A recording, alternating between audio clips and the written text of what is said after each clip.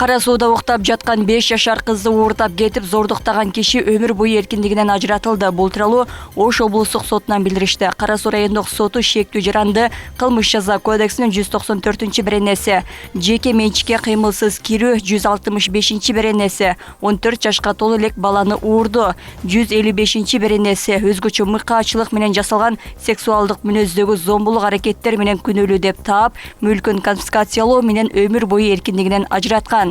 Ал жазасын өзгөчө тартиптеги түзөтүү абагында өтөйт.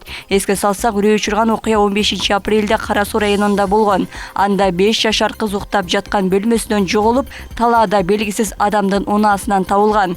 Кылмышка шектүү ошол эле күнү колго түшүп, убактылуу кармоочу жайына киргизилген.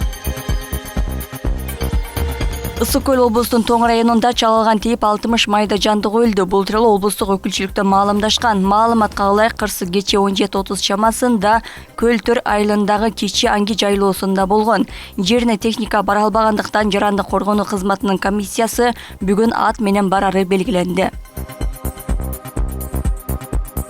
Кореяда ири суммадагы каражатын алдатып жибергендерге элчилик көмөк көрсөтүп жатат. Бул тууралуу Тимден билдиришти. Маалыматка ылайык, зыяндын жалпы суммасы $1,250,000 түзөт.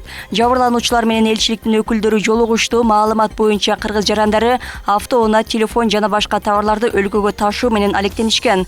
Ал эми каражатты криптовалюталык төлөм системасы аркылуу которуп иш жүргүзүп жүрүшкөн. Натыйжада аларды коңшу өлкөнүн биринин жараны алдап кеткени белгилүү болду. Жабыркагандар Кореянын укук коргоо органдарына кайрылган эмес. Элчиликтин сунушунан кийин арыз жазып, Корея полициясынын киберкылмыштуулукка каршы бөлүмү тарабынан каралууда деп жазылат маалыматта.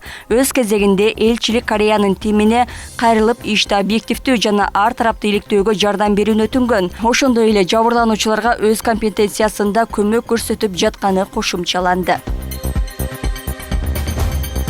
Кыргызстандагы газ боюнча кырдаал сентябрдын ортосунда турукташтарын антимонополия кызматынан билдиришти. Анда июнь айында республика ичинде газдын тартыштыгы боюнча түшүндүрмө берди. Бул жерде башка мамлекеттердин ички рыноктарындагы өзгөрүүлөр себеп болгон. Адис Кыргызстан Россиядан ала албаган газдын калган бөлүгүн Казакстандан импорттоп келгенин, май айында Астана автогазды экспорттоого тыюу салганы кырдаалды курчутканын билдирди. Кыргызстанда дагы газ менен жүргөн автоунаалар арбындыгын, бул жайда кырдаалды кыйындатып жатканын айткан. Сырттан ташып келинген темир тулпарларга газ баллон жабдууларын орнотуп, аны менен гана иштегендерин алып келип жатканын кошумчалашты. Оморов анткени менен кыйын кырдаал өтүп кеткендигин, маселени чечүү мамлекеттик деңгээлде каралып жаткандыгын айтууда. Мындан тышкары Кара Балтадагы Жундав заводу автогаз чыгара баштаганын, чакан газ бекеттери көгүлтүр отту алардан сатып алса болорун эске салды.